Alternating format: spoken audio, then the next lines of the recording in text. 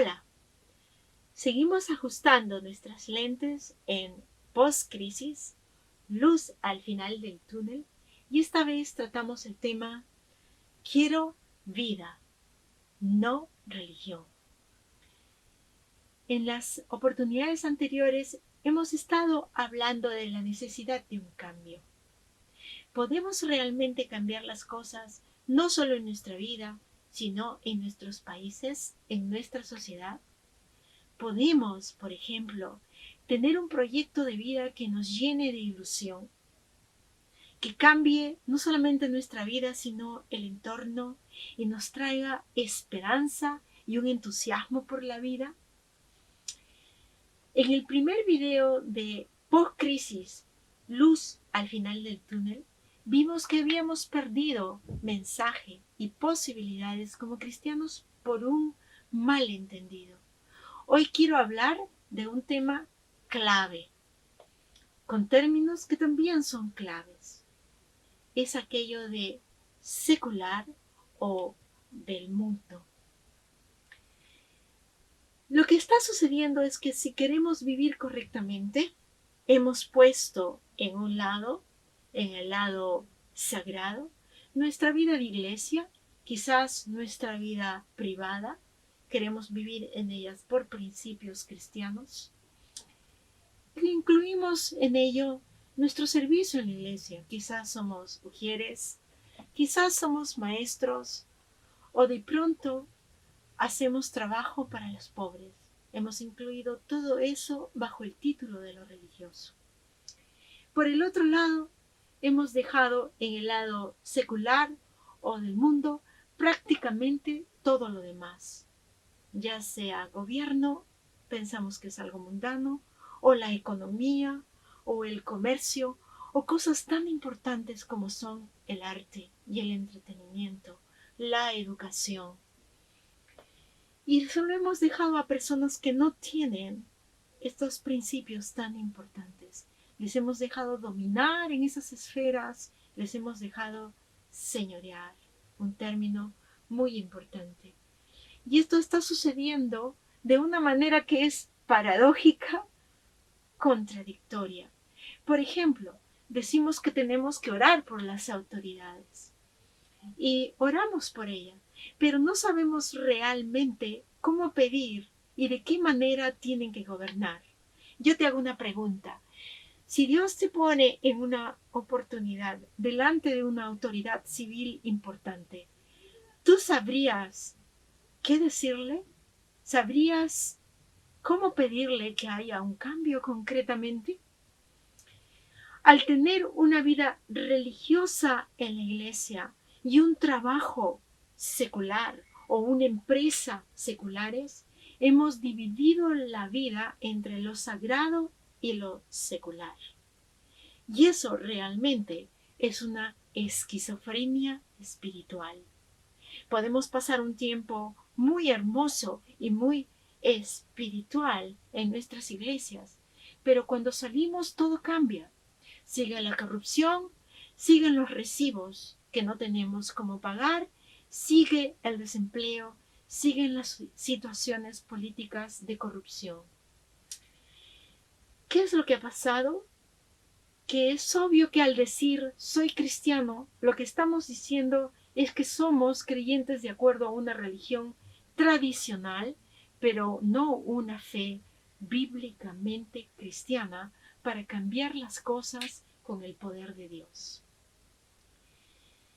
Y podemos vivir inclusive en países que son muy religiosos, en donde las iglesias se llenan cada domingo, en donde los cultos son exultantes y maravillosos.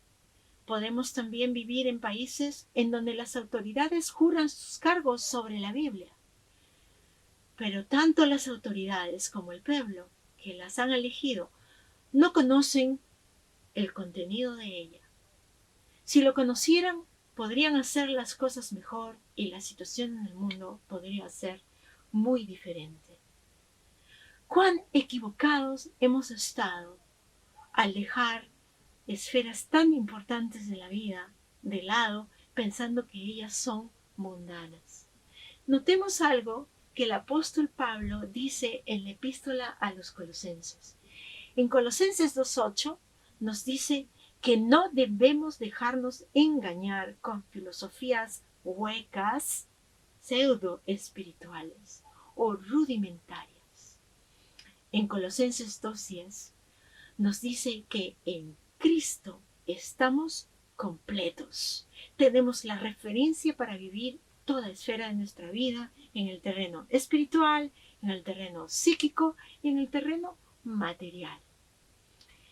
En el versículo 18 de Colosenses 2 nos dice que no debemos dejarnos condenar por aquellos que se hacen pasar muy humildes y que rinden culto a entidades espirituales en esferas que no conocemos sino vagamente, que tienen visiones pseudo espirituales y que son muy soberbios en todo ello, cuando en realidad son cosas meramente humanas.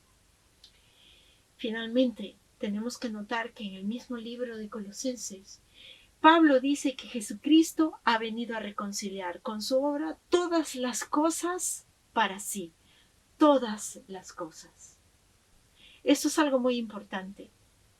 Jesucristo mismo dice en Mateo 28, 19 y 20, que cuando discipulemos a las naciones, cuando vayamos a las sociedades a que la gente confiese el cristianismo, debemos enseñar también nuevamente todas las cosas. Ya hemos visto en un video anterior de que cuando se habla de todas las cosas en estos pasajes, no existía el Nuevo Testamento y que todo esto se está refiriendo a la ley del Antiguo Testamento. Sí, esa ley, esa constitución que Israel tuvo como nación, que ha sido la fuente histórica para las constituciones de las sociedades que hoy son las más avanzadas del mundo. La ley del Antiguo Testamento es la constitución de constituciones. Y Jesús le dio especial importancia. Él dijo en Mateo 5 que él no había venido a derogar la ley, sino a cumplirla. Y que quien no la enseñara y no viviera de acuerdo a ella, iba a ser considerado muy insignificante en el reino de los cielos. Aún así estuviera muy ocupado con muchas cosas aparentemente religiosas. Jesús mismo lo dijo. Y Pablo nos dice finalmente en Romanos 13:10, el amor es el cumplimiento de la ley. El amor nos capacita para cumplir esa ley, no para olvidarla. La fe, la convicción de ser creyentes, viene con una fuerza moral que nos hace capaces de entender lo que la ley dice y llevarla en nuestras vidas y en nuestras sociedades. Con este momento terminamos una breve introducción a las cosas, a los temas que Encuentro Cultura quiere desarrollar desde esa perspectiva nuestra, una perspectiva netamente bíblica y cristiana. Lo que la Biblia dice al ser humano, no solo para sus temas personales, sino para las sociedades. Sociedades que, como el Salmo 33 dice, felices, dichosas las naciones cuyo Dios es Jehová. Queremos así empezar a ver la luz al final del túnel. Nos vemos.